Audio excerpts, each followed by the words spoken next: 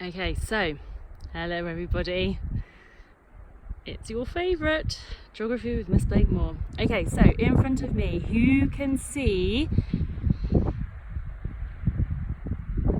the landform that's very obvious right in front of me.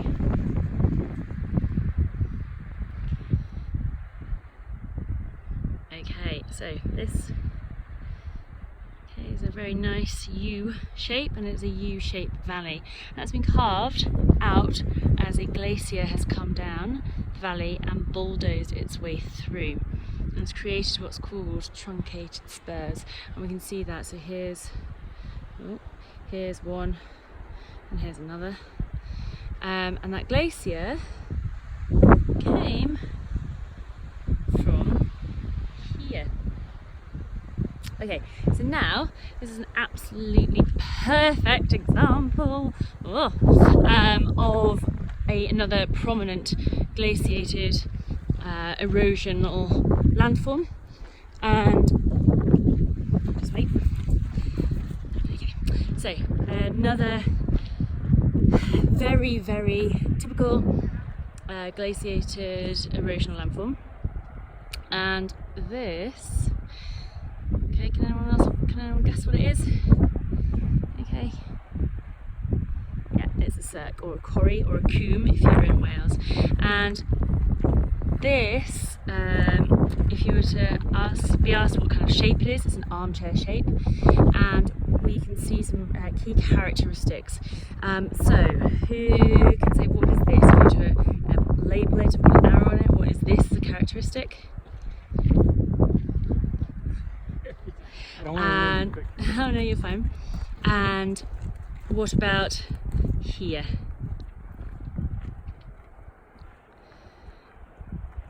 Okay, so these, we've got steep back wall and deep hollowed out base, and that's been created by a number of different processes. So the first one with the steep back wall was weathering, and it's a particular type of weathering. Anyone can guess it? Freeze thaw weathering. So that's where water gets into the cracks and the joints within the rock, and you can see there that it's sedimentary rock, and you can see that there's lots of layers in it. So it's where water gets into those cracks, and then at night it freezes, and during the day it unfreezes, it thaws, and as it freezes at night, it expands and exerts a lot of pressure onto that rock, and it's this continual expansion and contraction, exerting these different amounts of pressures, which breaks up the rock further. If we're really technical, this type of weathering happens when you have diurnal temperatures, i.e. you have to have a mixture of colder and warmer. So freeze thaw doesn't really happen in permanently cold regions such as the Arctic, for example, because, well, the water just never thaws. So you have freeze thaw weathering occurring at the top, which creates a steep back wall, and that that material that breaks up off that rock then falls down. And when there was a glacier there, it would have fallen behind the glacier and like to the side and under the bottom, and helped to scour out the bottom to create that deep hollow that you can see, and that process is abrasion.